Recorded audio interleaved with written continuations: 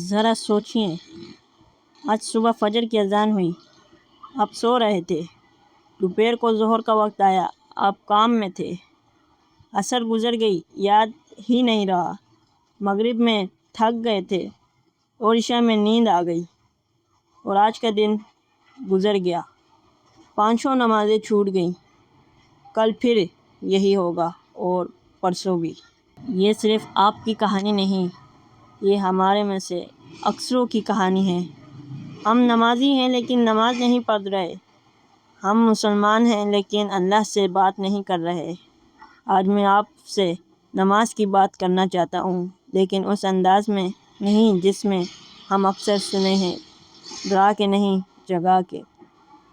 اللہ نے اس نماز کو اتنی خاص جگہ دی ہے کہ جب معراج کی رات نمازیں فرض ہوئیں تو اللہ نے نبی کریم صلی اللہ علیہ وسلم کو خود بلایا، زمین پر نہیں بھیجے۔ سوچیں، باقی تمام احکام جبرائیل علیہ السلام لے کر آئے، لیکن نماز کا حکم اللہ نے خود دیا۔ یہ اس بات کی دلیل ہے کہ نماز کوئی عام چیز نہیں، یہ آپ کا سیدھا رابطہ ہے اپنے رب سے، اور جب ہم یہ رابطہ توڑ دیتے ہیں تو کیا ہوتا ہے، ذرا غور کریں۔ جس دن نماز نہیں پڑھتے اس دن کچھ عجیب سا بے چینی ہوتی ہے، کچھ اندر سے خالی خالی لگتا ہے۔ مال ہوتا ہے، صحت ہوتی ہے، سب کچھ ہوتا ہے، لیکن سکون نہیں ہوتا۔ یہ وہی بات ہے جو اللہ نے قرآن میں 1400 سال پہلے کہہ دی تھی۔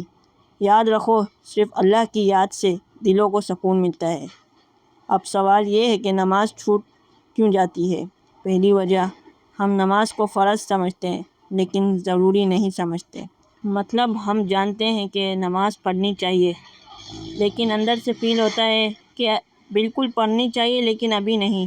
جیسے ڈاکٹر نے دوائی لکھی ہے اور ہم جانتے ہیں کہ لینی ہے، لیکن کھانے کا دل نہیں کرتا، اور جو چیز اندر سے فیل نہیں ہوتی وہ بعد میں چلی ہی جاتی ہے، اور بات پر کبھی نہیں آتا، اور بعد میں پھر کبھی نہیں آتی۔ دوسری وجہ، ہم نماز کا وقت محسوس نہیں کرتے۔ اذان ہوتی ہے لیکن فون پر زیادہ دھیان ہوتا ہے، وقت گزرتا ہے اور ہم کہتے ہیں بس تھوڑی دیر میں پڑھتا ہوں، اور وہ تھوڑی دیر پوری عمر بن جاتی ہے۔ رسول اللہ صلی اللہ علیہ وسلم نے فرمایا، دو نعمتیں ہیں جن میں اکثر لوگ دھوکے میں ہیں، صحت اور فرصت۔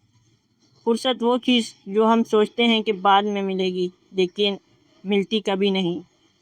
تیسری وجہ، اور یہ سب سے گہری ہے، ہم نماز کو بوجھ سمجھتے ہیں۔ ہمارے ذہن میں نماز کا مطلب ہے اٹھنا، وضو کرنا، بار بار پڑھنا اور وقت لگانا، لیکن یہ سوچ تب آتی ہے جب ہم نماز کی حقیقت بھول جاتے ہیں۔ نماز بوجھ نہیں، پناہ ہے۔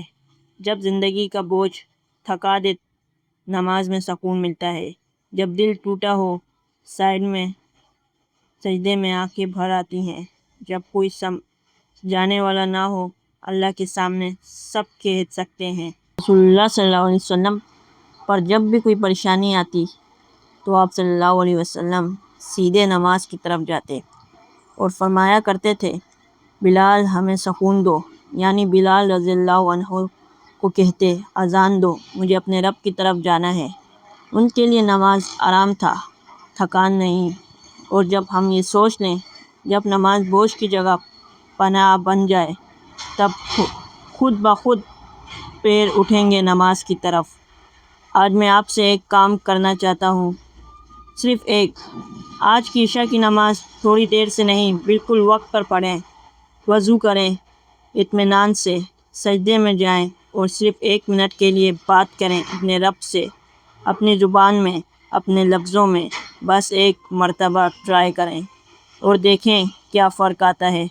اللہ تعالیٰ ہم سب کو نماز کی حقیقت سمجھنے کی توفیق دے، نماز کو اپنی زندگی کا حصہ بنانے کی توفیق دے، اور اس نماز کی توفیق دے جس میں دل بھی شامل ہو، صرف جسم نہیں۔ آمین یا رب العالمین۔